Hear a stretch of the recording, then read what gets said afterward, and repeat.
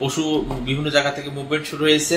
দেশের বিভিন্ন প্রান্ত থেকে এই জায়গায় পশু আসবে এবং পশু বাজার বিভিন্ন জায়গায় আছে। এই সমস্ত বাজারের নিরাপত্তা নিশ্চিত করার জন্য এবং এই সমস্ত বাজারে কোনো চাঁদাবাজি না হয়, রাস্তায় কোনো চাঁদাবাজি না হয় এবং ছিনতাইকারী, মলম পার্টি, অজ্ঞান পার্টি যাতে মানুষকে যাতে হয়রানি করতে না পারে বা মানুষকে প্রতারিত করতে না পারে সেই ব্যবস্থা আমরা নিয়েছি। পাশাপাশি আমাদের এখানে ডিবি পুলিশ, থানা পুলিশ এবং আমাদের গোয়েন্দা পুলিশ, আমাদের মোটরসাইকেল পার্টি, এগুলো মানুষ যাতে নির্বিঘ্নে কেনাকাটা করতে পারে, ব্যবসা বাণিজ্য তাদের নির্বিঘ্নে করতে পারে, এই সমস্ত সকল বিষয়ে আমরা আমাদের পদক্ষেপ নিয়েছি এবং আমরা এখানে ব্যবসায়ী সমিতি এবং আদার স্টেক হোল্ডার যারা আছে, আমাদের পরিবহন সমিতি, পরিবহন মালিক সমিতি, শ্রমিক সমিতির লোকজনের সাথে আমরা ইতিমধ্যে মিটিং করেছি এবং এই সমস্ত বিষয়ে তাদের সহযোগিতা চেয়েছি। এবং আপনারা লক্ষ্য করেছেন যে বিভিন্ন সময় কিন্তু অভিযোগ পাওয়া যায় যে যানবাহনের ক্ষেত্রে, পরিবহনের ক্ষেত্রে মানুষ যখন এক জায়গা থেকে আরেক জায়গায় মুভমেন্ট করেন তখন ভাড়া বৃদ্ধি পায়।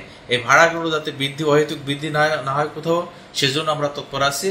যাই হোক, আমরা মোট কথা হলো মানুষ যাতে নির্বিঘ্নে এই ঈদুল আজহাকে উদযাপন করতে পারে, দেশের যে প্রান্ত থেকে হোক, বিদেশের যে প্রান্ত থেকে হোক, যেখানে এখানে এসে ভালোভাবে ঈদ উদযাপন করে এবং তাদের কর্মস্থলে ফিরে যেতে পারে, সেজন্য আমাদের সর্বাত্মক প্রস্তুতি আমরা গ্রহণ করেছি।